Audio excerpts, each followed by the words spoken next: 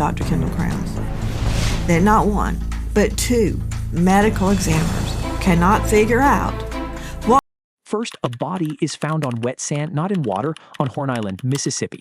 The coroner conducts an initial examination and declares no signs of foul play. Second, the mother is told this, and yet in the morgue, something appears that contradicts that first statement entirely, a deep red subcutaneous marking on the back of his head. Third, standard identification procedures fail. His face cannot be identified visually, his fingerprints cannot be obtained, so dental records become the only definitive answer. Fourth, a forensic expert with decades of death investigation experience questions the entire scenario. Bodies found where a person goes in the water, not on the shore. Decomposition does not follow the timeline this case presents. And fifth, two medical examiners, according to Nancy Grace's reporting, cannot agree on what that red mark means or whether they ever knew it was there during the initial examination.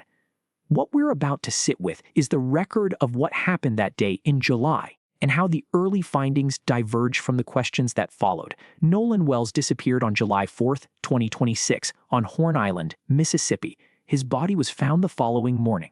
The Cajun Navy, a volunteer search organization led by an incident commander named Josh Gil, mobilized before sunrise to assist in the search effort. By 7 in the morning, the sheriff's department called with news. A body had been found. They did not say it was Nolan. Gil was 15 minutes from the location when he received that call. I deployed an aircraft, fixed-wing aircraft that wheels up at 0635, as you can see right there from the photographs. I was on my way to the Lake Mars boat launch. That's where the Tactical Operations Center was set up. And I received a phone call. Received that phone call from the sheriff's department that a body had been found. Didn't say who. Within minutes, his phone rang again. It was Nolan's mother, Christine. She was, by Jill's account, frantic. She told him they had found a body. She had been notified by the sheriff's department directly, and she was en route to the Lake Mars boat launch, where the search operation was headquartered. She asked Jill to meet her there. A conversation from the sheriff's office from Nolan's mother, Christine, and she was frantic. The boat launch served as the tactical operations center for the search. Multiple agencies, the sheriff's department, volunteer organizations, they had coordinated their efforts from that location. It was a secure place, a common staging area for water rescue operations in that region. Christine arrived at the parking lot. Gil describes what happened next with restraint and precision. She got out of the vehicle. She came directly to him. She gave him a hug. And then she began to hyperventilate. She was crying. Jill sat down on the gravel in the parking lot with her. They remained there for 15 minutes. Her husband stood beside them, his hand on both their shoulders. No words were adequate. Gil prayed with her, asking for peace, for comfort, for answers. He asked God to put protecting hands over them. He did not, at that moment, ask for answers about what had happened. He asked for her family to survive what came next. Her intuition is that her body was just found. So, obviously sad. According to what we learned, the moment she gets out of the vehicle, she runs straight to you and is hyperventilating. Absolutely. Absolutely. She came straight to me. What happened? 20 people. She gives me a big hug and starts crying. And look, I'm a softie. I started crying with her. We literally sat in the parking lot on the ground in the gravel for probably 15 minutes. And we had some pretty deep discussions. She cried. I cried with her. And her husband was there as well. And I want to say this, that he's a very stoic individual. And he stood there with his hand on both of our shoulders and was a part of it. This is what we know about maternal intuition in moments like this. Christine did not know yet that the body belonged to Nolan. No one had formally identified him. And yet, she knew. Jill said it plainly. Her mother's intuition told her. In her heart, she knew it was her son. She asked God why. Why?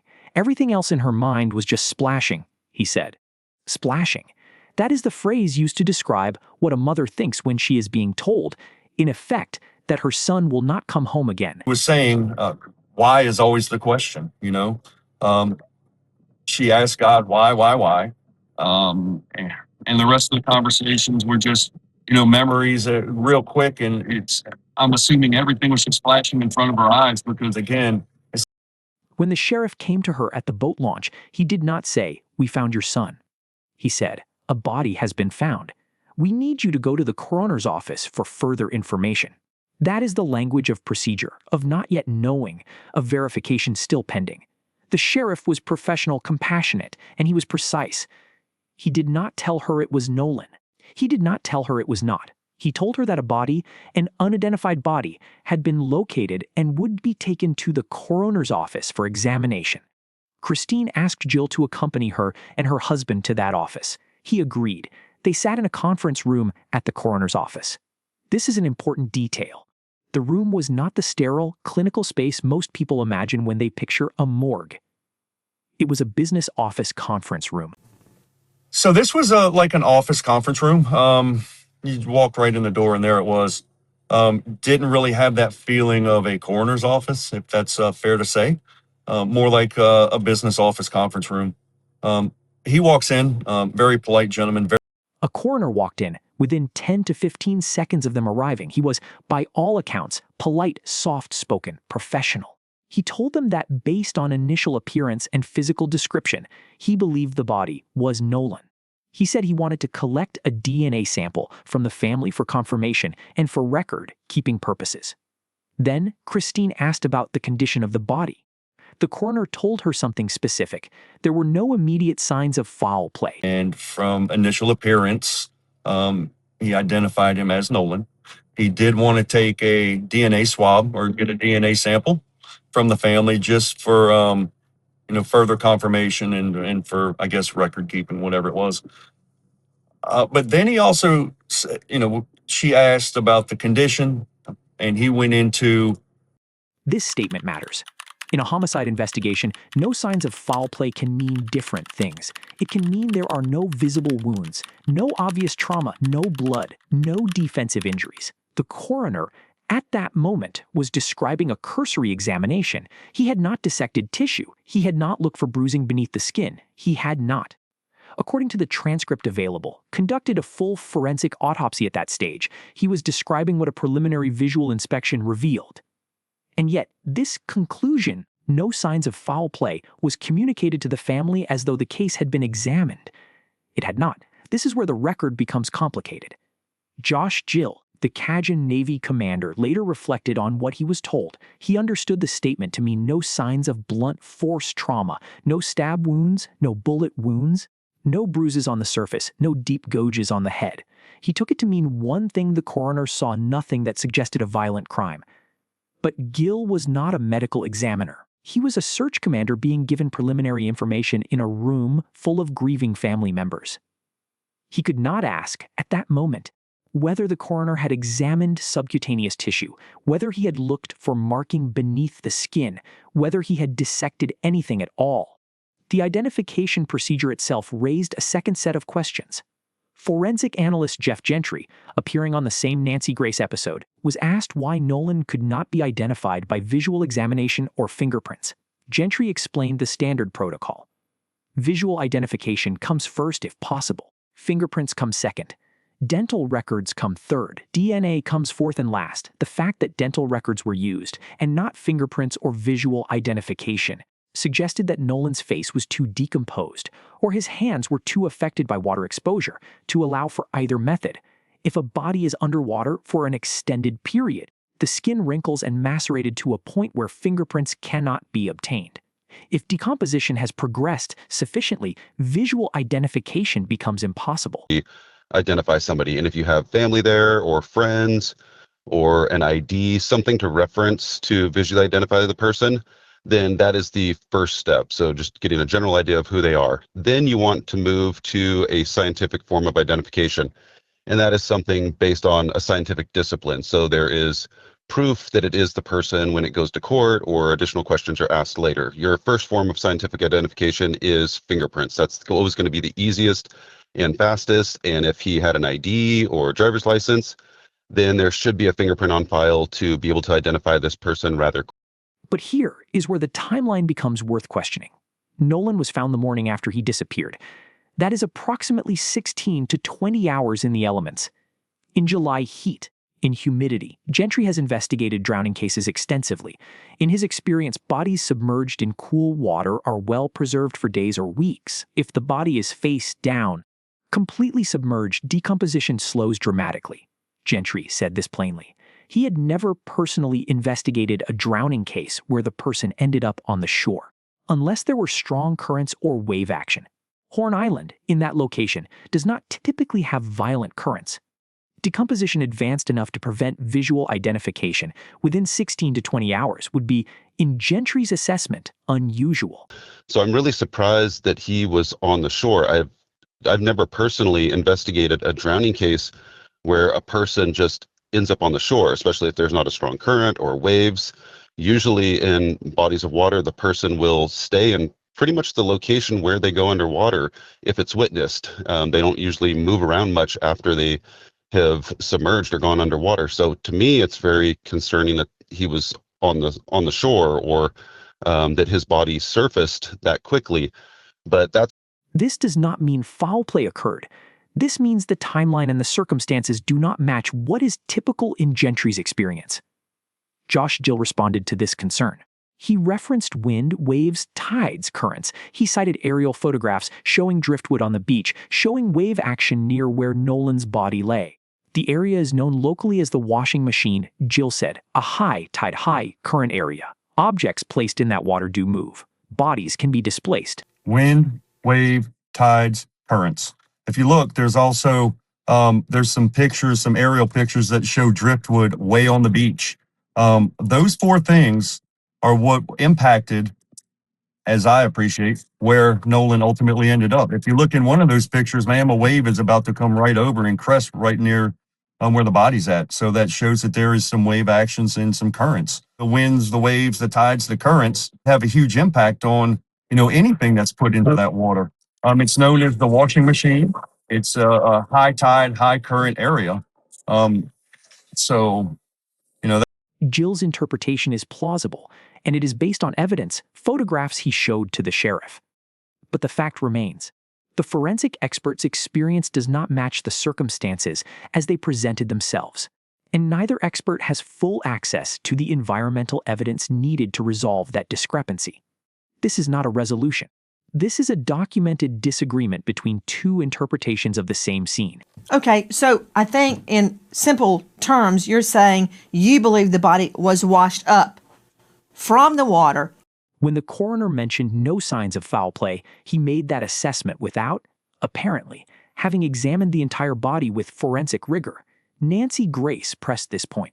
She told the coroner if his face and his fingertips were too decomposed to allow for identification, how could he know there were no bruises, no skin marks, no evidence of injury on those same decomposed areas?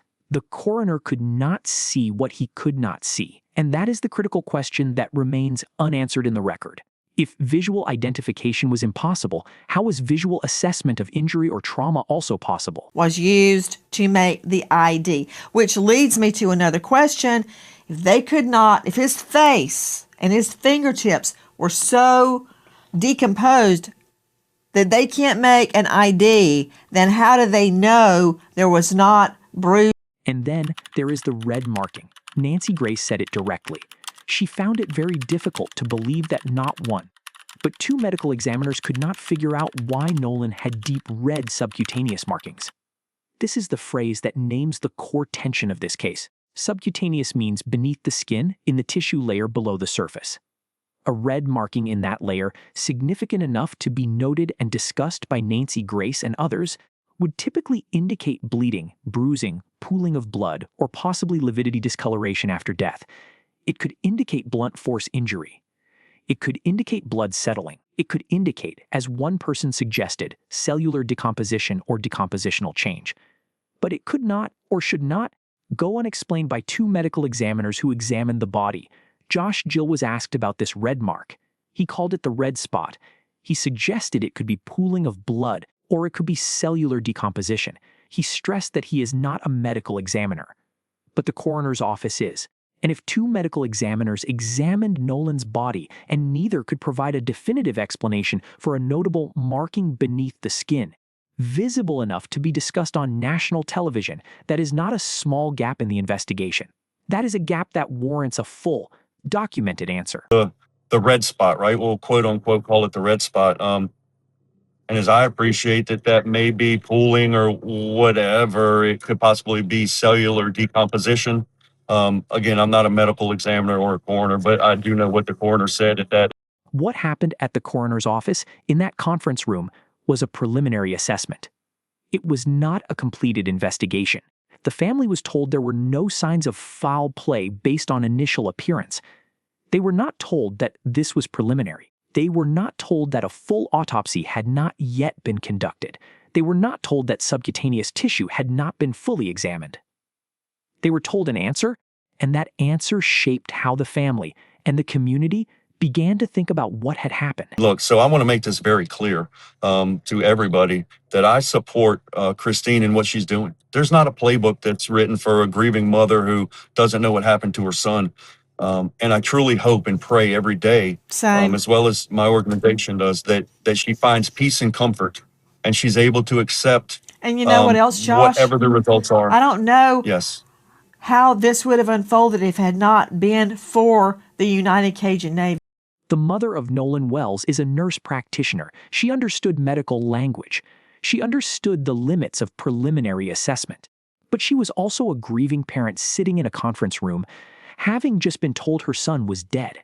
She could not, at that moment, ask the questions that needed asking. Josh Gil did not. He was there to support her, not to conduct a forensic interrogation. The coroner was not asked to explain the red mark. The discrepancy between early assessment and later forensic questions was not flagged in real time. These gaps emerged later on Nancy Grace's program, when grief had settled slightly and details could be examined. This and reiterate this, that the family was in shock. I mean, it's horrible news to receive. I can't imagine it. I'm an empath, and I still can't possibly imagine how it feels to receive that information that your son is no longer, here or with the family, no matter what the outcome is. Here's the issue, though, is that we have to be prepared to accept and understand what's told to us as far as results of, the grand jury or whatever it is. I want to make sure that people understand the prayers for peace and comfort are there daily for this family. The question that remains, and that the record does not fully resolve, is this. In what order did things happen at the coroner's office? Was the body examined in full before the family was told there were no signs of foul play? Or was that assessment made from a cursory visual inspection, with the full autopsy and forensic examination scheduled for later? If the latter, then the family was given preliminary information presented as conclusion. If the former, then 2 medical examiners missed or could not explain a notable subcutaneous marking, and they did not tell the coroner's office staff about it with sufficient clarity that it could be communicated to the family. Either way, there is a gap between what was said and what was known. Nolan Wells was identified through dental records. His mother provided a DNA swab, though the exact timing and collection method is unclear from the testimony available. The coroner expressed confidence that the body was Nolan's. So I don't know. I don't know what the actual ID was made from, if it was from dental records or if it was a DNA swab. He did discuss collecting DNA with the mother before we left. I did not witness that. Were you there when the DNA was collected? I was not. I don't know how they caught it, how they got it. But it was a discussion. But again, the coroner was confident. But the broader picture of what happened to him, how his body came to rest on wet sand on Horn Island, why decomposition progressed quickly enough to prevent standard identification, what the red subcutaneous marking represents, and why 2 medical examiners could not provide a documented explanation for it. These questions remain. They are not speculation. They are gaps in the documented record. That's really concerning because there's tons of people around that area. If he was in that position or on the shore decomposing for a day or so, why did nobody see him? Those would be my type of questions that I would ask if I were a death investigator responding to this scene. Jeff, I'm looking right now at the photo of his body. And it's about, the beach is flat, and I would say it's about 3 to 4 feet from where there's nothing but sand, no water. It looks like it's at just as the water is starting, like you could walk in it very easily and your ankles may not even get wet. He's not out in the water at all. He's on the beach and on wet sand. That's the way to put it. It's wet sand. He's not out in the water, Jeff Gentry. What does that mean, if anything? That's really abnormal. I would have a ton of questions in that case. I would wonder, if there's no waves, no strong current, why is that body up on a shore? How did it get there? And just like when we're looking at blood evidence or other forms of evidence, if something is in a certain position within a scene, you have to question how it got there. I have investigated a lot of deaths, bodies in canals, rivers, lakes, large bodies of water, never really near the ocean, to where you would expect somebody to wash up to shore. But in these cases, even though there's strong current, waves, large bodies of water, I've never really seen bodies up on a shore, especially up out of the water enough to where they could decompose significantly to where they can't be identified or can't be fingerprinted. So that would be a very big question that I would have in this case, is with the absence of waves, with the absence of a strong current. If you were investigating this case, what would you want to know? Would you want a full accounting of the autopsy report detailing what tissue was examined, what was found, and how findings like the red marking were classified? Would you want to know the exact time of the coroner's preliminary assessment and what areas of the body had been examined at that point? Would you want to know whether the discrepancy between Gentry's experience and the timeline in this case has been addressed by forensic pathologists familiar with the Horn Island area and its tidal patterns? These are not extraordinary questions. They are what any death investigation should produce as a matter of course. And they are, based on the available record and the concerns raised by forensic experts, questions that Nolan Wells' case has not publicly fully answered. There is a pattern in how cases like this move through public consciousness. Initial findings are reported, families are notified, media coverage follows, and then, slowly, details emerge that complicate the initial narrative. Experts question assumptions. Questions that seemed settled become open again. Myths outpace facts. A preliminary assessment meant to guide the investigation becomes received wisdom. People stop asking whether the conclusions were complete, and they start treating them as final. In this case, the statement, "no signs of foul play," was made before a thorough forensic examination. The marking beneath the skin was not explained in real time. The mother was not told that the assessment was preliminary, and that matters because it shaped what came next, how the case moved forward, and what the family knew about what had happened to their son. Nolan Wells' family, supported by volunteers from the Cajun Navy and others in their community, continues to seek answers. A secondary forensic pathologist was brought in at the family's request. An attorney was engaged. The case has remained in public view, partly because of gaps in the initial investigation, partly because questions raised by forensic experts have not been resolved in a way that is clear to the public record. Whether Nolan Wells' death was an accident, as some hope, or something else, the investigation deserves to be complete, and that completeness deserves to be transparent. Offer our services, and anything that we could possibly do to assist this family in this time of grief. We're there for them. Still there today. Anything that they possibly need, we're here to provide. If it's a shoulder to cry on, we're there. If she wants to get in an airplane or if she wants to get in a boat and go back out to Horn Island, we're there. We got it for her. She's been offered those services. We just want her to know. The first call for you. In the comments below, if you have thoughts on what the red subcutaneous marking might indicate based on forensic knowledge you have, share your read. This is a genuine open question. The record does not answer it with authority. Second, if you have questions about whether preliminary autopsy assessments should be communicated to families as though they are final, we'd like to hear from you.